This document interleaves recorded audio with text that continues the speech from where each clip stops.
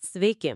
Ar kada pagalvojote, kodėl, kai kurios reklamos internete atrodo lyg sukurtos būtent jums?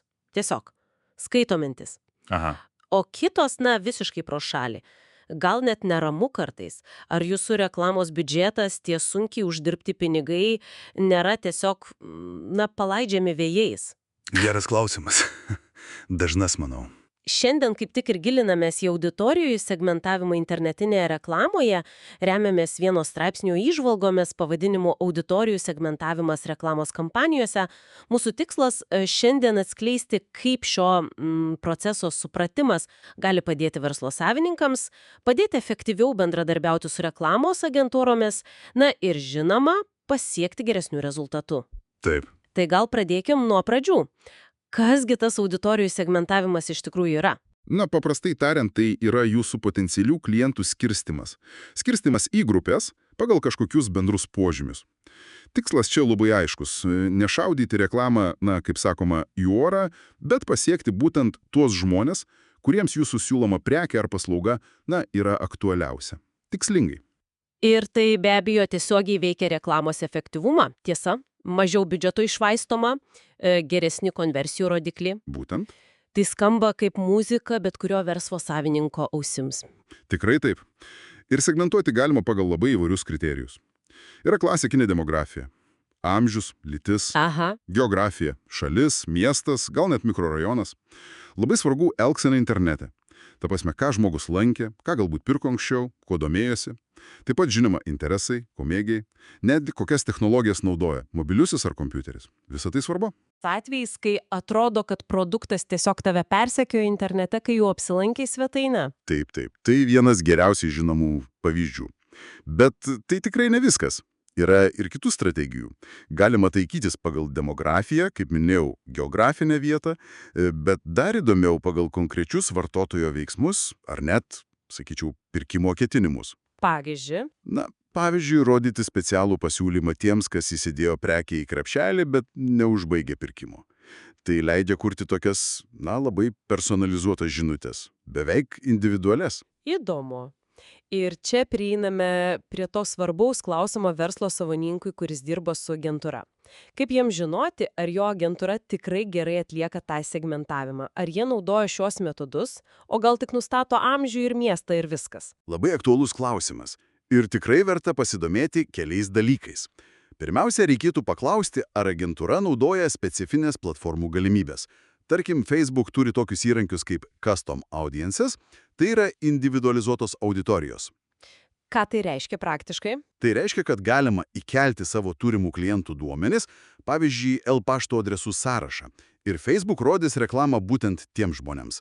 Arba žmonėms, kurie lankėsi jūsų svetainėje. Supratau, o dar minėjote kažką panašaus? Taip, lookalike audiences arba panašios auditorijos – tai ypač vertingas įrankis.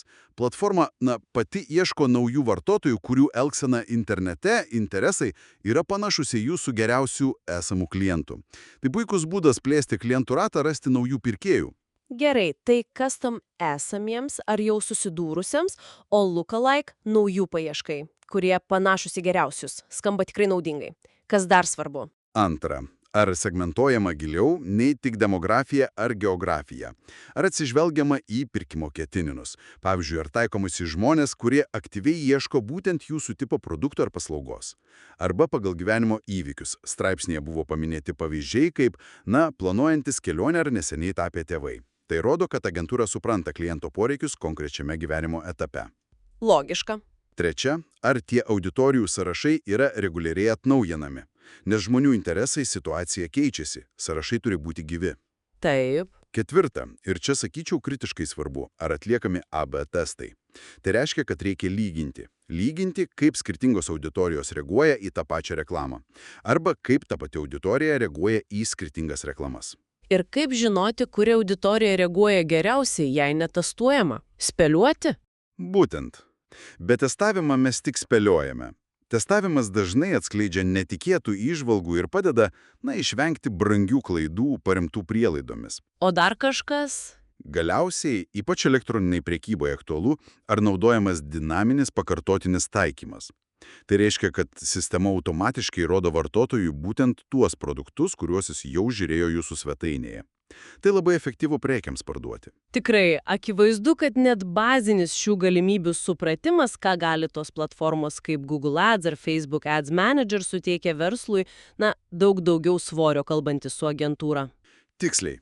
Galima užduoti konkrečius klausimus, suprasti, ką atsako ir reikalauti pagristų veiksmų, o ne bendrų pažadų. Taip. Taigi, atrodo, pagrindinė mintis yra aiški. Auditorijų segmentavimas nėra kažkokia paslaptis prieinama tik rinkodaros gūrų. Tai yra, iš esmės, praktinis įrankis. Būtent. Įrankis verslui kontroliuoti savo investicijas į reklamą, efektyviau pasiekti savo klientus ir, kas labai svarbu, reikalauti iš savo partnerių, tų pačių agentūrų, konkrečių pamatuojamų rezultatų.